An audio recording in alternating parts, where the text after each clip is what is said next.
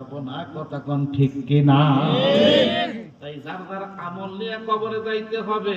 তাই দুনিয়াতে বাজার 70 বছর 80 বছর দেন দেখি কি করলেন, ওই কবরে গেলেই কিন্তু বাজার সব আপনার সম্মুখে পঙ্খানো ভাবে এসে যাবে।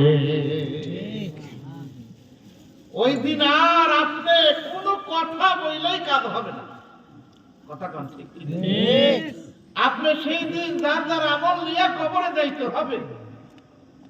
আপনার আমল নিয়ে আপনারই কবরে যাইতে হবে, আমার আমল নিয়ে আমারই কবরে যাইতে হবে।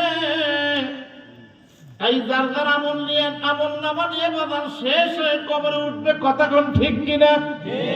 সেই জন্য আজকের মাহফিল থেকে দীপ্ত শপথ গ্রহণ করেন মুসলমান ভাইরা। তাই ছোট্ট আয়াত কারীম তেলাওয়াত করেছি। এই আয়াতে কারিমের মধ্যে আল্লাহ 5টা আমলের কথা বলছে। 1 নাম্বার আমল হলো লা ইন আকামতুমুস সালাতা, 1 নাম্বার আমল হলো নামাজ।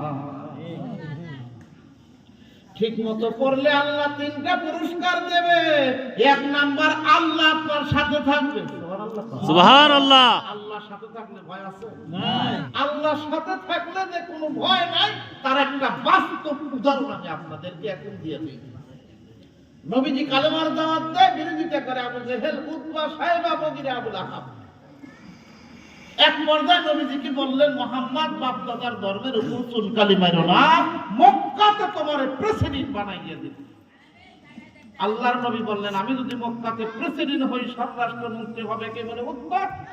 তথ্যমন্ত্রী হবে কে? বলে সাইবা। খাদ্যমন্ত্রী হবে কে? বলে মুগিরা। বলে দেশের 12টা বেজে যাবে, সব ঋণ আমার কাঁধে তুলে দিয়া বলবে, মুহাম্মদ সব মেরে খাইছে, অতএব আমি মানুষের আইন মানি না, আইন মানি আল্লাহ। ঠিক বলে বলেন কার? আল্লাহর। আরো ধরে কোন কার? আল্লাহর। আবু জেহেল দেখলো পরিস্থিতি ঘুলাইতে, অতএব এই মুহূর্তে কি করা যায়? ওই জামানার বড় সন্ত্রাসী হাবিব ইবনে মালিক, তার কাছে পত্র লিখছে, চিঠি লিখছে, বন্ধু 1000 সৈন্য নিয়ে মক্কাতে আসেন, আব্দুল্লাহর পোলা মুহাম্মদকে দুনিয়া থেকে বিদায় করা লাগবে। ধরে কোন নাউজুবিল্লাহ। নাউজুবিল্লাহ। ওই জামানার বড় সন্ত্রাসী হাবিব ইবনে মালিকের কাছে পত্র লিখছে ইয়ামেনে। মুসলমান ভাইরা এবার চিঠিটা যখন লিখে পাঠিয়ে দিয়েছেন, হাবিব ইবনে মালিক 1000 সৈন্য নিয়ে মক্কাতে আসছে। আবু জেহেল স্বর্ণ দিয়া 2টা চেয়ার বানাইছে জাবালে আবু কুবাইস পাহাড়ের উপরে।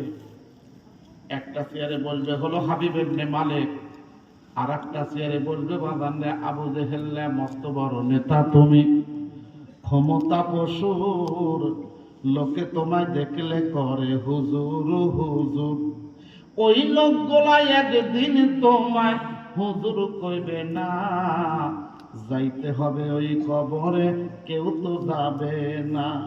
এই দুনিয়ায় হইছো তুমি বড় অফিসার, দারোগা পিয়ন তোমায় করে সারো সার, ওই দারোগা পিয়ন তোমায় সার কইবে না, যাইতে হবে ওই কবরে, কেউ তো যাবে না।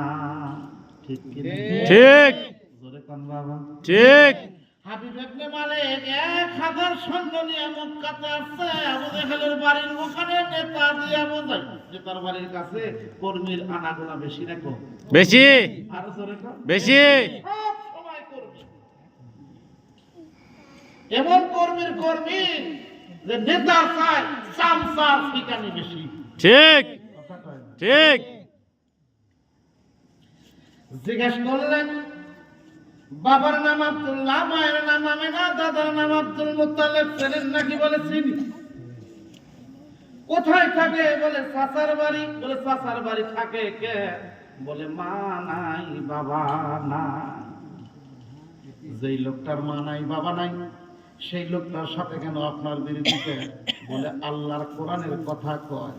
ও মুসলমান, এই কোরআনের উপর যদি আপনি আমল করেন, খোদার কসম করে বলতেছি, আল্লাহ আপনার জীবনের রিজিকের অভাব দেবে না। সুবহানাল্লাহ। কোরআনটারে আমি প্রশ্ন করলাম কোরআন তোমার বাড়ি কোথায়? দেখেন কোরআন কত সুন্দর করে বলে, বাল হুয়া কুরআনুন মাজিদুন ফি লাওহিম মাহফুজ। আল্লাহু আকবার। কোরআন বললেন আমার বাড়ি লৌহে মাহফুজে। আমি কোরআনটার প্রশ্ন করলাম, কোরআন লৌহে মাহফুজে আপনার বাড়ি, এই